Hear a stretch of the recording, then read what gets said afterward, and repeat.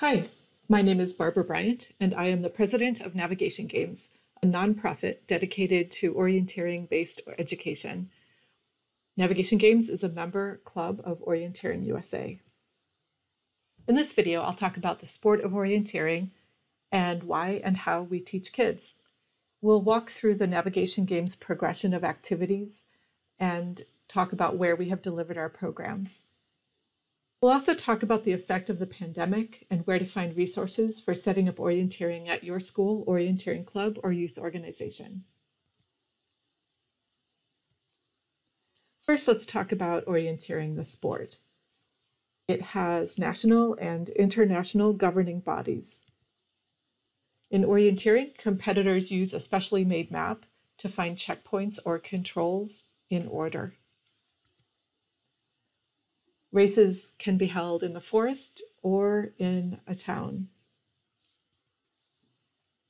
In addition to foot orienteering, there is mountain bike orienteering, cross-country ski orienteering, and an adapted sport called Trail-O. In score orienteering, instead of visiting checkpoints in a prescribed order, you get to as many as you can in any order within a given time limit. The United States sends teams to international championship competitions each year. Navigation Games has been fortunate to have several former U.S. team members on our staff. Our staff member Ethan Childs coached the Cambridge, Massachusetts orienteering team to victory in the National School Championships. So why do we teach this sport to kids? When we started out, we wanted to grow the sport of orienteering in America. However, we soon realized that there were benefits far beyond organized sport. Navigation Games uses map-based activities to engage children in outdoor play with the opportunity to build environmental awareness and enjoyment of outdoor spaces. We found that orienteering-based activities build problem-solving and spatial reasoning skills, which are important in STEM education. Also, students develop teamwork and collaboration and build shared experience and community. In 2014, the United States Olympic and Paralympic Committee, responding to dropping youth sport participation and increasing inequity in access to athletic opportunities, created the American Development Model, advocating universal access and fun, engaging, and progressively challenging activities that are developmentally appropriate. Orienteering USA has adopted the model to orienteering. Our lesson progression is aligned with stages 1 and 2 of the orienteering development model, with an initial focus on exploration and play. We also draw from best practices in experiential learning. Our activities start off with a minimum of instruction. We love it when kids make mistakes and learn from them. We build in time for reflective discussion. Students identify the skills they are learning and how those relate both directly and metaphorically to other areas of their lives.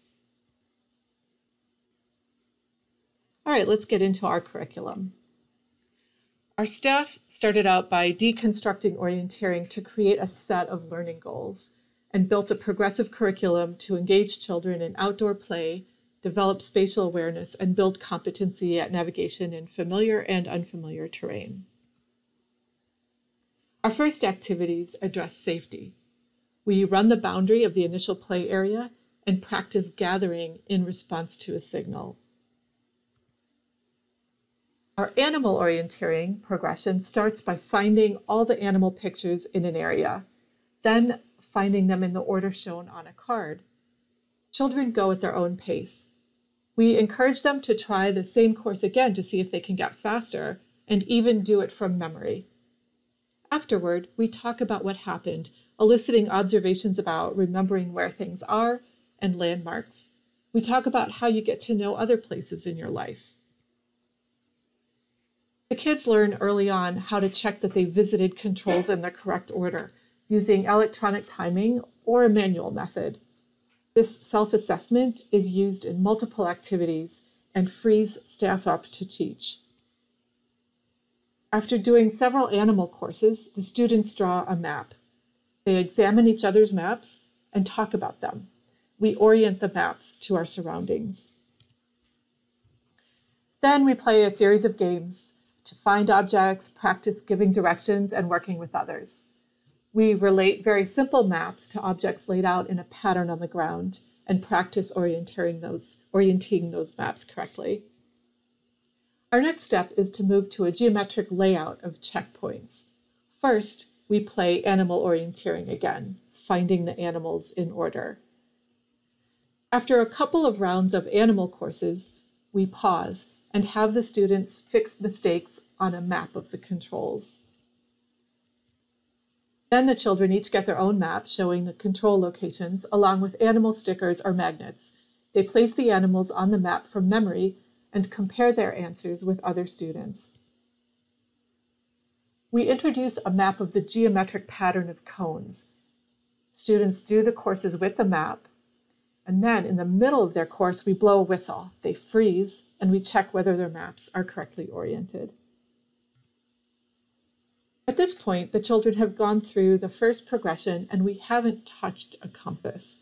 While a compass is a useful tool to keep your map oriented in unfamiliar terrain, we find that it is not helpful in the early stages of teaching map navigation to children. Instead, kids explore to build a mental map, followed by relating that mental map to a paper map. Our progression then continues with the introduction of pictorial representations and standard orienteering maps. Games develop map navigation skills and reinforce keeping your map oriented. The progression can be taught on school grounds or nearby parks. It's great to have the opportunity to get to forested terrain, but a lot can be done without traveling far. Now I'd like to tell you about how we have implemented these programs ourselves. In our starting city of Cambridge, Massachusetts, we found multiple routes to teach our progression to children. For example, we taught a 4-lesson orienteering PE curriculum to children in all public elementary schools. We provided intensive team building for classes and whole grades. We taught after-school classes. We coached teams at the middle and high school levels. A dozen teens work with us each summer to learn orienteering and teach it to younger children at summer camps. And we ran professional development workshops for teachers. In 2019, the last year before the pandemic, we reached over 2,500 children and 150 teachers through our programs and workshops.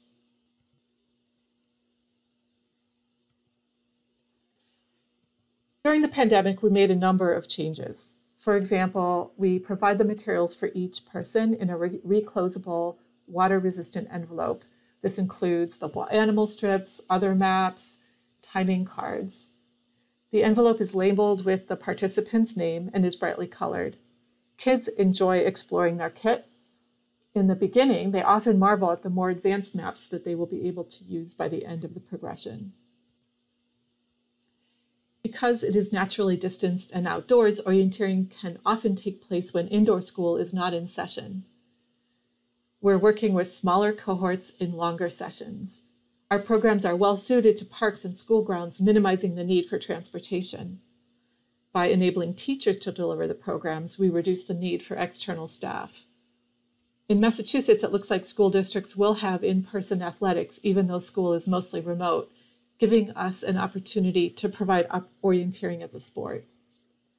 We also offer orienteering as a safe, outdoor, in-person community building activity for classes that are otherwise meeting remotely. We have developed a number of independent and virtual offerings. So at elementary school, we have our at-home series, which is delivered live online. For middle school and above, or for families with younger children, we have neighborhood orienteering and a remote control activity where a runner with no map is instructed by kids who are online and who have the map about where to go. For resources, we recommend visiting our website or that of Orienteering USA for lesson plans, reference material, information about making maps, drawing courses on the maps, and obtaining equipment. Please feel free to contact us if you would like advice or have questions. There are a lot of people who helped Navigation Games to build up our progression of activities, and we are grateful to all of you. Thank you for watching this video.